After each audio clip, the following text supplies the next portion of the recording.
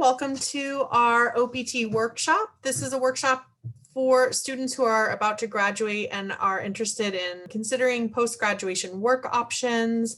I'm Sarah Brockmeyer, Assistant Director of International Students and Scholars, and I am happy to be with you today.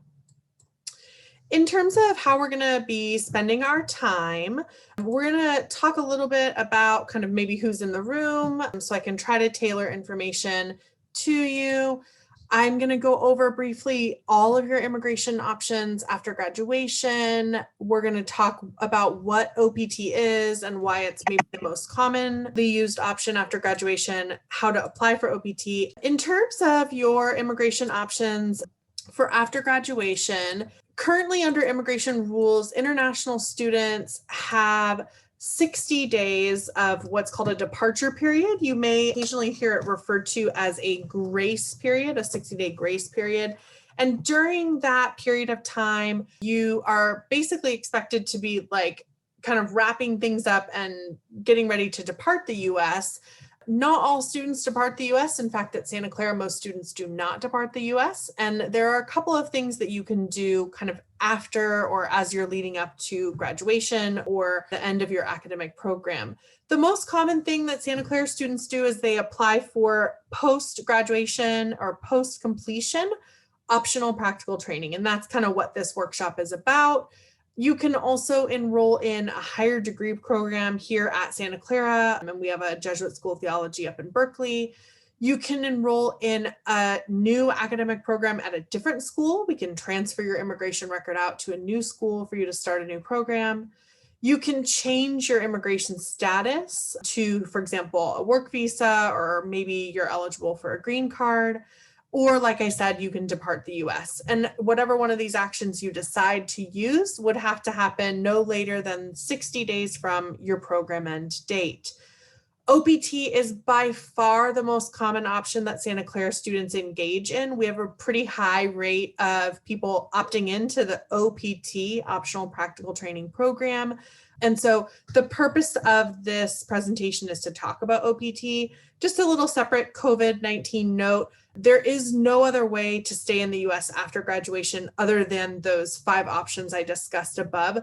There are no kind of special exceptions being made for COVID-19, even though travel can be quite complex. And so we do have students that are opting to file for OPT that wouldn't necessarily traditionally do that, that might have planned to go home, but find themselves sort of stuck in the US, and as a way of kind of making the best of it, are planning to try to apply for OPT and maybe work for a little while. So we're going to get into talking, like I said, about OPT. So in terms of OPT, optional practical training, we want you to know a couple of things. So OPT is not a work visa. It's actually a benefit of your F1 student status. So it's a type of work authorization that is derived from your status as an international student. So while a student is engaged in OPT, they actually are continuing to be in F1 student immigration status. OPT is sponsored by, your school. We're the ones that continue to manage your immigration record, as opposed to a work visa where the employment status and the immigration status are intertwined. To apply for OPT, the Optional Practical Training Work Authorization, you do not need a job lined up. So unlike curricular practical training or CPT, which some students engage in, where you have to have a job because that's integral to the authorization, with OPT, you're actually applying for permission to work, not applying for specific employment authorization with the company. Every student at Santa Clara would be eligible for 12 months of OPT kind of per degree level. So you can do it after your bachelor's, after your master's, after a doctoral degree or a PhD. And then some students are eligible for further extension, so not just that 1 year or 12-month OPT, but an additional 2 years or 24 months of STEM OPT extension. And that's going to be all of our engineering students and our MS students within the business school, as well as MBA, DSBA students. So the MBA Data Science Analytics program is brand newly minted as a STEM qualifying program. What you're applying for when you apply for OPT, you're applying for an EAD or an employment authorization document. So it's a card. I'll show you a picture of it on the next slide. And that is the document that proves that you're allowed to work. Now, this is different than other work authorizations, for example, on-campus employment or CPT, curricular practical training, where the I-20 is the document that proves you're allowed to work. So in this case, what you're applying for is that EAD card. And that card is actually created by a US government agency called USCIS, which stands for US Citizenship and Immigration Service. They are the government agency that handles immigration benefits kind of on the ground in the US. Most students, this is their first interaction with USCIS. They are kind of a typical government agency, have kind of that bureaucratic nature to them, and they're the ones that create the cards. I don't create them kind of at my house. Unlike I-20s, we can't kind of print it out for you. So it does take a little bit of preparation, and that's what we'll talk about in the following slides. And then the one kind of important thing to remember about optional practical training is that it is practical training. And so the work is not blanket authorization. You cannot use optional practical training to drive for Uber or to work at a grocery store or be a barista making, drinks at Starbucks. The work that you do with the EAD card that you're given must be related to your academic program at Santa Clara. And so moving right along, we will talk about, like I said, this is kind of what you're applying for. And instead of it being a picture of kind of a random guy and, I'm sure your last name is not specimen, it'll be your family name, your given name, your biographical information. But it looks kind of like this, the EAD card, and then it's about the size of a driver's license.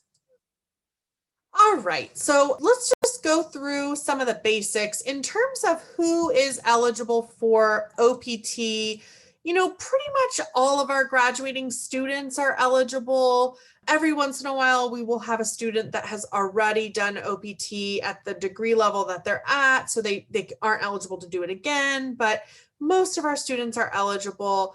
You need to be wanting to get practical training related to your major. You need to have properly maintained your F1 student immigration status. You can't be out of status.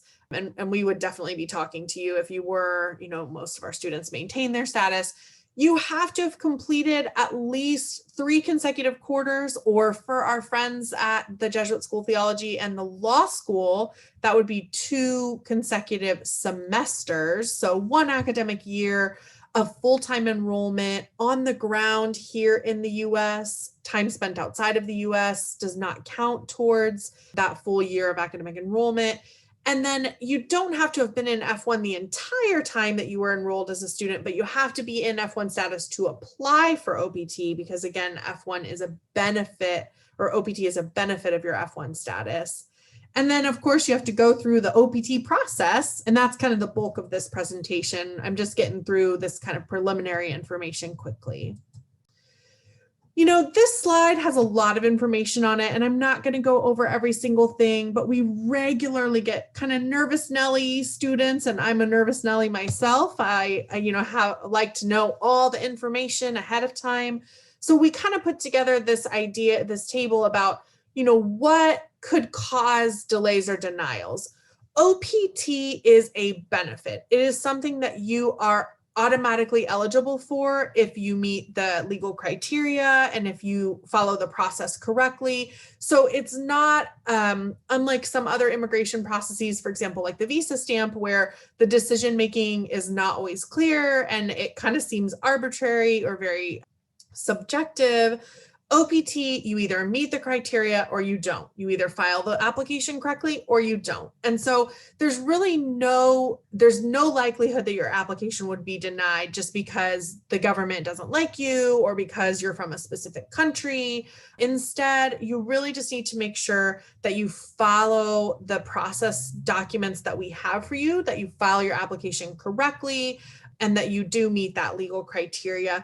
The most common reason that we see students who are ineligible, so they are not eligible to apply for OPT, is that they have already done OPT at the same degree level. So this is their second master's degree. They've already done OPT, so they're just not eligible to file. We do frequently see students that have applications that are rejected, and rejected means that the student mails the application, but they just didn't do it correctly.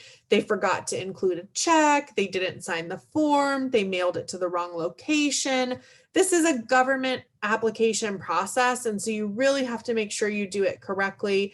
If your application gets rejected, which is another way of saying mailed back to you, you do need to let us know as soon as possible so we can help you with the refiling. You should not try to refile on your own.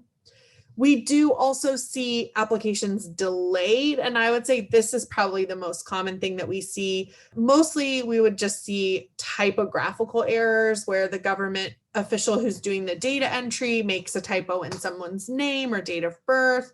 Occasionally, students don't submit all the documents they're supposed to include, and then the government will ask for more evidence, and that's called a request for evidence or an RFE. And then every once in a while, we will see a student's application denied. And like I said, it's very, very, very uncommon. And the most common reason we would see an application denied, and it's usually maybe 1 a year, 2 a year, is if a student files their application without a valid I-20. So if you file your application without an I-20 from our office recommending OPT, or if you forget to sign it, or if it has expired already because the recommendation is only valid for a short period of time, then that will lead to a denial of your application. So this is kind of like worst case scenario. If you're one of those nervous students that likes to think about every possible eventuality, this slide might be for you. Otherwise, I would say the vast majority of students are able to move through the OPT process effectively with no delays, no rejections, and certainly denials are very uncommon. All right, so I always say if you're not going to pay attention to any other slide in this presentation, this is the slide to pay attention to. These are the questions that we really get most frequently from students about the OPT application process. Pretty much everything else is available on our website. We just rolled out a new website last year. It's pretty comprehensive, but this is kind of where we get the most questions and where I'll spend a lot of time in the question and answer session. So when we're talking to students about OPT, there are two common questions that we hear. And the first question is, when should I mail my application? You know, how early should I start this process? How long does the process take? What should I do with that? And then the other question that we get is, when can I start working? I have a job lined up. I want to start working as soon as possible. I don't have a job lined up. I'm not sure I'm ready to start working immediately. What should I tell my future employer about my start date? So those two common questions are things that we hear all the time. In order to answer those questions, we not only need to talk about the immigration rules, but we need to talk about two important contextualizing factors. The first one is that the fact is you cannot start working until you have a valid EAD card in your hand. It needs to be in your hand and it has to have a valid start date on it for you to begin your employment. Additionally, the processing time is wild. Sometimes they approve these cases like lickety split, super fast, 1 to 2 months. That's pretty rare, but sometimes it happens. More frequently, we see cases take between 3 to 6 months. The processing times get slower during the summer when the majority of students are applying for OPT. and speed up during the winter and spring when less students are applying for OPT. But you should expect that your application will be pending for at least 3 months, if not longer, and don't be surprised if it takes 4 to 5 months. We really only start getting worried when it gets past that kind of 5-month processing time. So back to those original questions. When can I file my application and when can I start working? In order to answer the question, you need to know your program end date. Your program end date is almost certainly going to be the last official day of finals for the term that you're graduating. If you're graduating in the fall quarter of 2021 or 2020, that's what year we're in, 2020, you will have a December 11th program end date. So the last day of finals for this quarter, the fall quarter, is December 11th. So that's the fall program end date. Perhaps your program end date is different depending upon what school you're in and depending upon if you're graduating in the fall, the winter, or the spring. You use your program end date to calculate everything, and I recommend just using a date calculator to help you with the dates. You can mail your application up to 90 days before your program end date. So if you are graduating, if your program end date is December 11th, you can submit your application now. The earliest you could really submit it was in September. So we've been working on fall graduates since September. And you can also technically file during that departure period, or sometimes it's called the grace period. We don't recommend it. And the reason that we don't recommend it is if anything goes wrong, you may not be able to fix it. And also because it takes forever for these cases to be approved. So if it takes 3 to 6 months for your case to be approved, if you don't file until December, it's going to be, March, April, maybe even May before you can start working. Because again, you can't start working until you have a valid EAD card in your hand.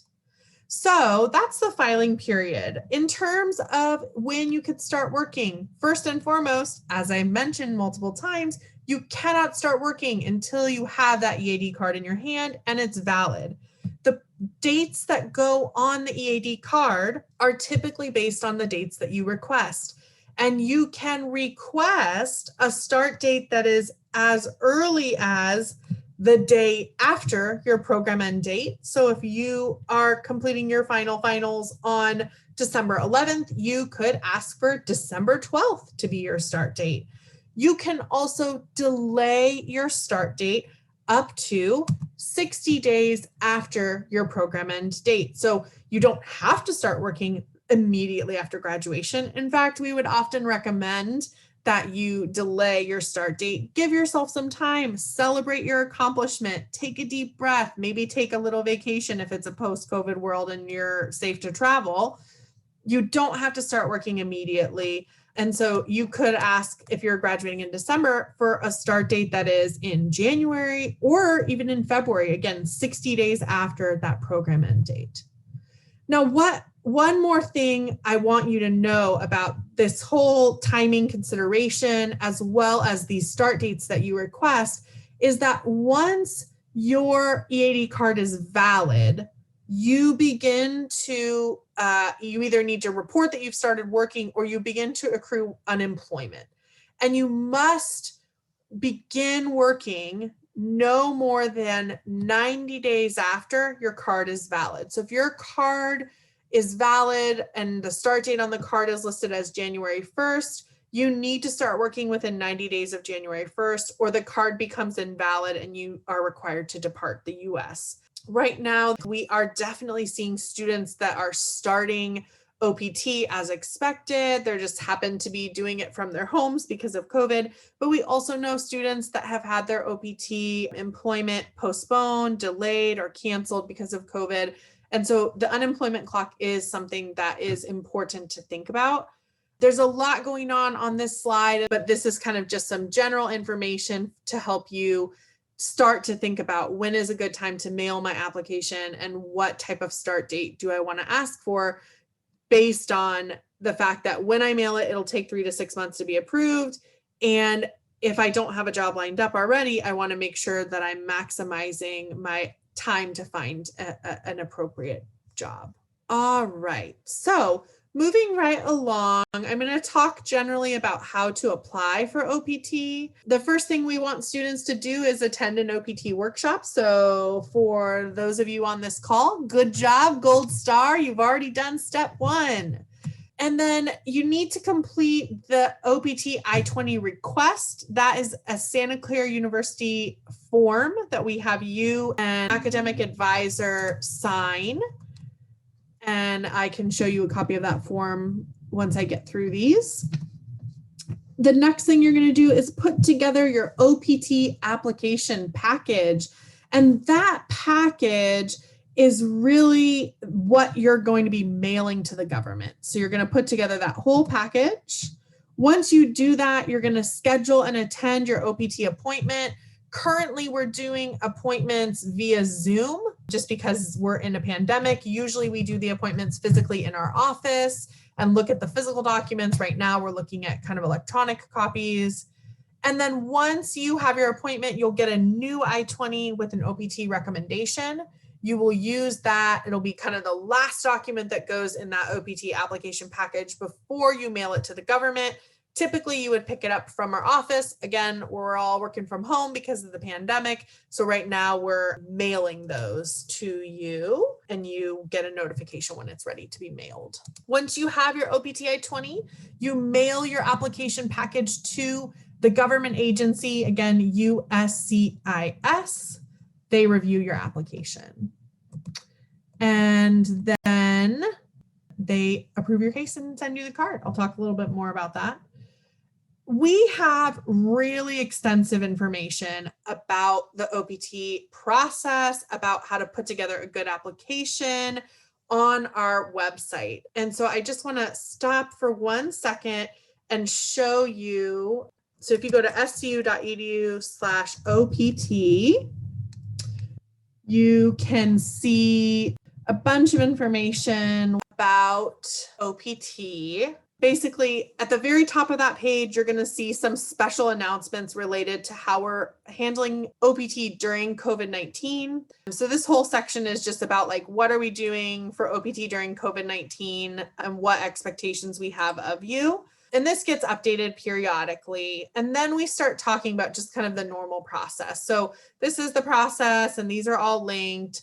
If you go down to prepare your OPT application package, we talk about a ton of stuff in detail. So for example, one of the application package necessities is a cover letter. We have a template cover letter, and then we have frequently asked questions about the cover letter. Similarly, the filing fee, we have frequently asked questions. We have a sample of the check. The passport photos, we recommend where to go get them taken. We send you, there's a link for the actual legal specifications. Again, frequently asked questions. The I-765 form, which is the government form, we have a link to the fillable PDF. And then we have a walkthrough that kind of goes through literally every single question, I-765 form. I know it's a lot to do, but again, this is a government process. We want to be as helpful as possible. If you try to fill out the form on your own, you most likely will make errors on the form because there are lots of questions about like things that are not immediately obvious. So you probably don't know, for example, the eligibility criteria, the legal eligibility code under which you're filling it out. So you would not be able to fill out question number 27 on your own. You could read 50-page government FAQ document, or you can just follow our guidance. It's kind of a step-by-step guide. So I definitely highly recommend the I-765 walkthrough. We also have, like I said, tons of frequently asked questions and tons of tips on our website. So I really recommend that you really use this website to navigate through the various resources we have available. Most students are able to do this and put together a really good application that doesn't really need a lot of changes on their own. Going back to our presentation, so we do have a template cover letter. Kind of a normal OPT application package would include the cover letter, the check, there's photos, passport photos, a government form that's 7 pages long, a brand new OPT recommending I-20 that you get after your appointment, supporting documents, which is copies of kind of prior immigration documents. And then we recommend, and this is again on our website, that all of the documents need to be printed on kind of American standard paper, which is that 8.5 by 11 paper. Do not use staples, do not use clips, do not use binder, anything like that. Everything needs to be single-sided because it goes through a scanner at the government, and it has to be clearly printed copies. You don't need to do color, black and white is fine. The I-765 form, like I said, there's tons of confusing questions. And so we do have that detailed guide on our website. The big tip I have about this form is download the form to your desktop. Do not try to edit the form in a browser. If you download it to your desktop and use the free version of Adobe, you should be able to use the form. The form is very weird. It's a relational form where if you answer yes to certain questions, other questions have to be answered. If you answer no, those questions don't need to be filled out. So just do the best that you can, and we'll review it at your appointment. Speaking of your appointments, what to expect, like I said, typically we do it in person and you physically bring your application with you, and then we review every single thing. Obviously, we're not doing that currently. We're having you upload copies of the documents and share them with our office so that we can review them with you on the screen during your appointment. The application does not need to be perfect. So you definitely need certain things. You do need your OPT I-20 request, which is signed by you and your academic advisor, but you do not need to have every single thing 100% perfect. If you have questions, that's totally fine. We can answer them during your appointment. During the appointment, we collect and review that I-20 request form, and I'll show you that in a second. And then we go into your university record to make sure that you have completed 3 consecutive quarters or 2 semesters of full-time enrollment, to make sure that you're in active F1 status. So basically to make sure you're eligible for OPT. We will review the OPT application and provide some feedback or some recommendations. Of course, it's your application, so you make the final decision about whether you take our feedback or not, but it's based on our supporting of thousands of students on OPT. So obviously we recommend you follow our recommendations. And then we do, like I said, have time in the appointment to answer any questions that you might have. Sometimes students haven't made a final decision about whether they want to start, earlier or later, or they have questions about, should I include extra documents? So just bring the questions to your appointment. And the one thing we won't do, especially when we resume in person, is we cannot print anything for you, make copies. We will not fill out forms for you. We can't do anything like that, but we are here to support you as much as possible. Once you have attended your OPT appointment, we will let you know once your OPT I-20 is ready. Normally you'd pick it up in person, but right now, of course, because of the pandemic, we are emailing students to create a mailing label. We can review the application again. If you're nervous, if you had a lot of questions the first time around, or we had a lot of recommendations, we might tell you that we want to review it again, but most of the time we don't need to review it again. And then it is really important to mail your application as soon as you get your I-20, because again, the OPT recommendation is really only valid for 30 days after we issue the I-20, and then it takes a couple days to mail it. So you don't want to delay once you get your I-20. We do recommend sending the application to USCIS using a trackable method such as FedEx or UPS, rather than just using standard mail that's not trackable. And then after your case has been mailed, you'll get a receipt notice. And sometimes there are typos, so we do ask that you look at the receipt notice carefully. We have a whole website that explains, what to do if there's a typo, how to track your case online, how to fix typos, when to notify our office, that kind of stuff. So it's kind of on that OPT, that same scu.edu/OPT. Definitely feel free to reach out to us if you have questions. It's really common, especially, in the summer when applications take a really long time to be approved, for students to get nervous and just think like, why is it taking so long? It's been 4 months or 5 months. If you're worried, just contact us and we're happy to talk you through it. It doesn't bother us. We get a lot of emails kind of midway through the summer asking what's going on with my OPT. And then you can travel while it's pending, but you are required to have the card in order to get back into the country after graduation. So if you're graduating and you depart the US, you would really need somebody to watch your mail so that once the card is approved and delivered to you, they can kind of mail it to you abroad because you need it to get back in the country. And I'm happy to talk more about travel in the question session. And then again, just a reminder, you have to have your card in your hand and it has to be valid in order to start working. There are no exceptions to that. Once your case is approved, you get the card comes in the mail and we ask you to begin reporting to us as soon as possible. And we have like a special website where you upload a copy of your card, where you report your employment information.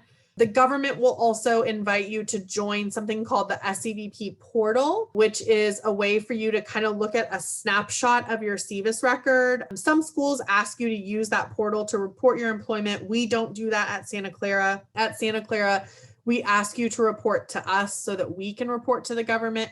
We find that when students go into the SCVP portal and try to do it themselves, they actually usually make mistakes that create challenges later on. So we ask you to just report it to us so that we can report it to the government correctly. And then for those of you eligible for STEM extensions, you kind of begin that process, about 4 or 5 months before your OPT EAD card expires. So you like kind of get your EAD card and then wait a couple months and immediately start that STEM extension process. You do have to continue to work with our office to get travel signatures. Again, you're still in F1 status, so you still need to be interacting with us, and we'll still send you some updates and invitations to events. Usually it's mostly just reminders about travel signatures.